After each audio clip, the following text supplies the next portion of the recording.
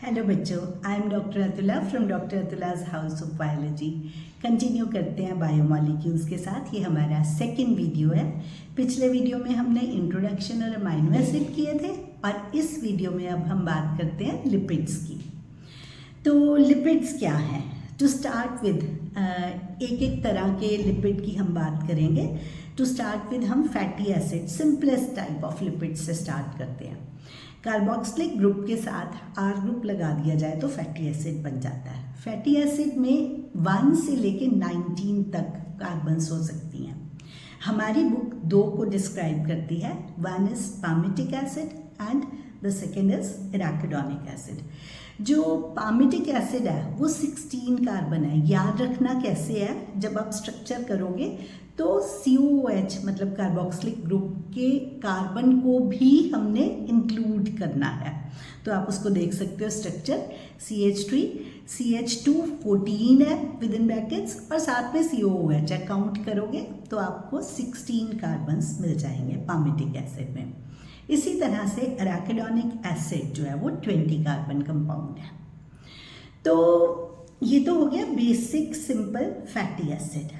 अब अगर हम एक और फैट की बात करते हैं लिपिड्स की, तो second type is glycerol. Glycerol क्या है? Glycerol is just trihydroxy propane. तो आप देख सकते हो प्रोपेन का स्ट्रक्चर अगर हम ऐसे बनाएं तो उसका एक एक हाइड्रोजन रिमूव करके वहाँ पर अगर हाइड्रोक्सिल ग्रुप लगा दिया जाए, OH लगा दिया जाए, H is replaced by OH। कभी भी केमिस्ट्री के स्ट्रक्चर्स याद करने हो तो आप ऐसे ही याद करो कि पहले ये बेसिक स्ट्रक्चर था, उस बेसिक स्ट्रक्चर से कैसे मॉडिफाई होके सेकेंड स्ट्रक्चर बन गया। तो हमारे पास ये बन गया ग्लिसरॉल।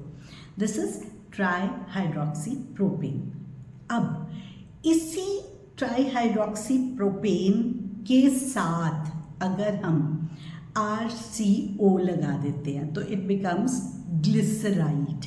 अगर एक फैटी एसिड लगाया तो मोनोग्लिसराइड, अगर 2 फैटी एसिड लगाए तो डाइग्लिसराइड, अगर 3 फैटी एसिड लगाए तो ट्राइग्लिसराइड। ठीक है, तो इसको हम R1, R2, R3 से डिपिक्ट करते हैं। मोनोग्लिसराइड और डाइग्लिसराइड का स्ट्रक्चर हमारी बुक में नहीं बना हुआ, सिर्फ ट्राइग्लिसराइड का स्ट्रक्चर बना हुआ है।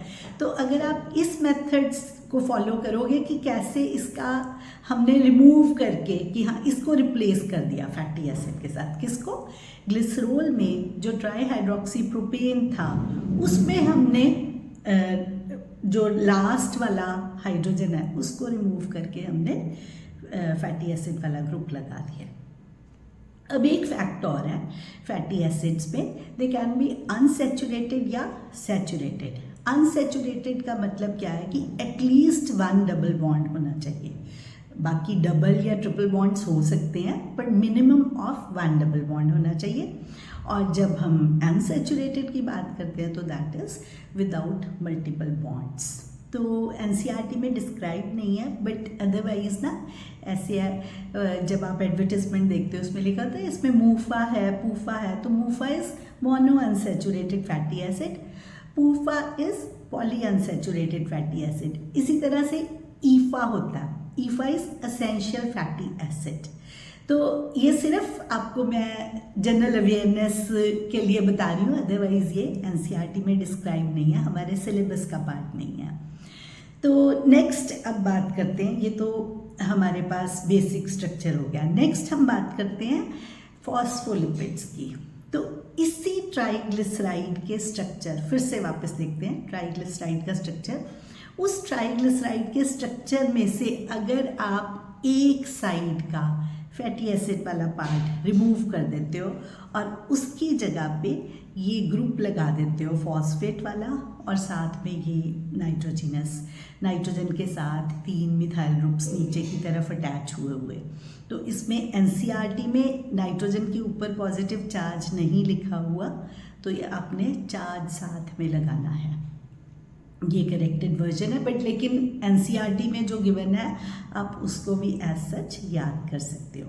ये बेसिकली लेसिथिन का स्ट्रक्चर है। लेसिथिन जो है वो हमारी सेल मेम्ब्रेन का एक इम्पॉर्टेंट कॉन्स्टिट्यूएंट है।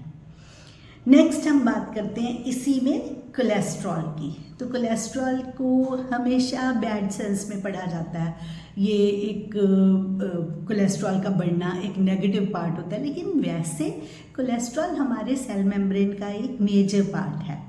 पर बहुत एक्सेस हो जाती है ना, तो ये हमारी वेसल्स में जाके प्लाक फॉर्मेशन कर देता है, तब ये हमारे लिए रिस्की होता है।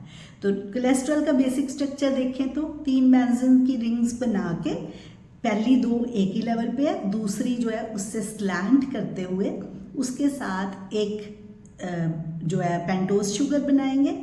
फिर उसके बाद बेंजीन का स्ट्रक्चर पूरा बनाने के बजाय उसको नीचे से ओपन करके, जैसे कोई चिड़िया ऊपर उड़ रही है, ऊपर कलगी लगी हुई है और नीचे उसके जो टेल जो है वो बाइफरकेटेड है, तो ऐसे करके आपको एक विजुअल मेमोरी के साथ लर्न अच्छे से हो जाता है। तो ये हो गया कोलेस्ट्रॉल का स्ट्रक्चर। तो विद दिस ये हमारा लिपिड वाला पार्ट कंप्लीट होता है।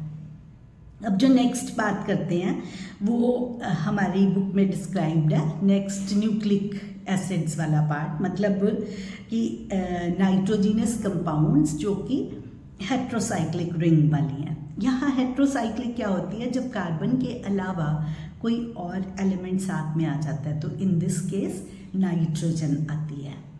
तो नाइट्रोजीनस बेसिस इनको बोलते हैं। Nitrogenous bases are of 2 types, purines and pyrimidines.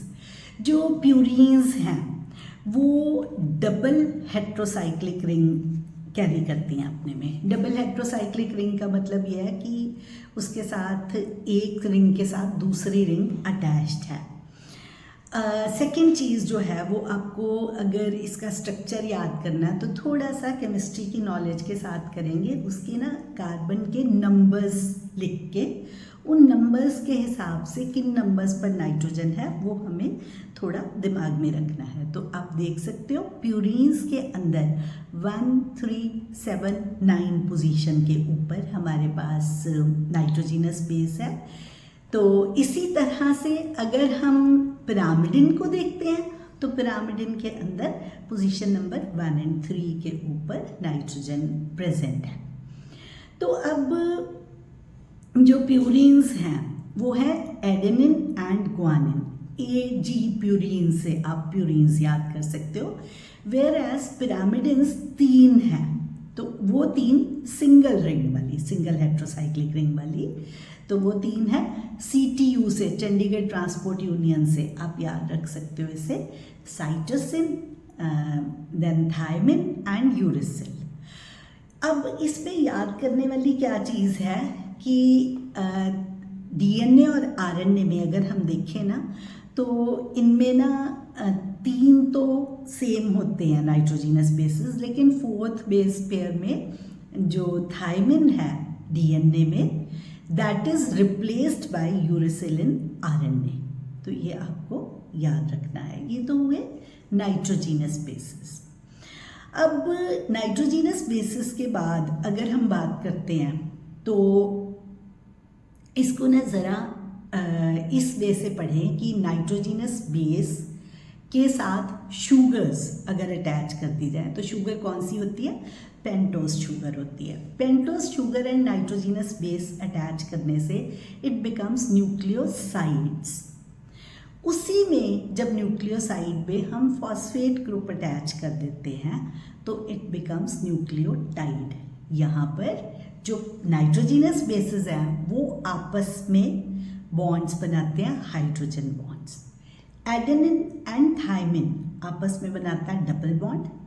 Guanosine and cytosine जो है वो आपस में ट्रिपल बॉन्ड बनाता है। कौन सा बॉन्ड, हाइड्रोजन बॉन्ड। जो नाइट्रोजीनस बेस है वो शुगर के साथ ग्लाइकोसिडिक बॉन्ड बनाता है। ग्लूकोज से याद रखो, ग्लाइकोसिडिक बॉन्ड बनाता है। स से न्यूक्लियोसाइड और ग्लाइकोसिडिक बॉन्ड, स से शुगर, स से साइड, स से सिडिक bond. Nitrogenous base plus sugar becomes nucleoside.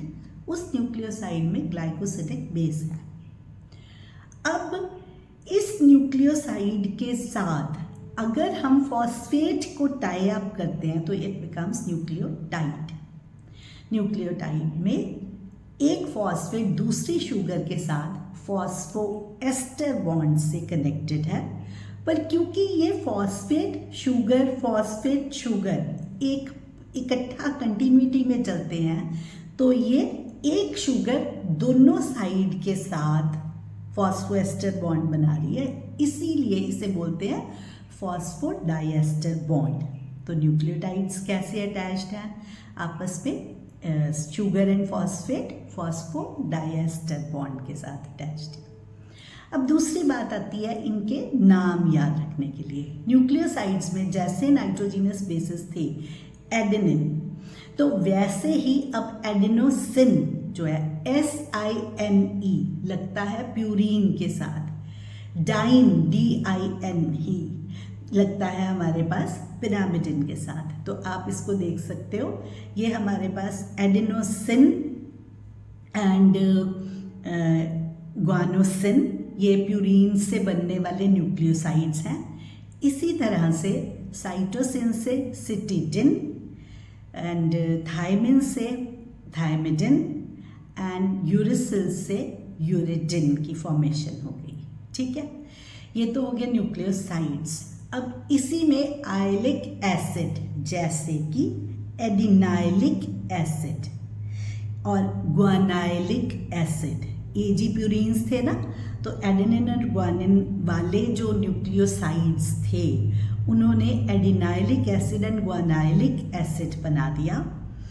इसी तरह से सिटिडाइलिक एसिड, यूरिडाइलिक एसिड एंड थायमिडाइलिक एसिड ये हमारे पास बन जाएंगे।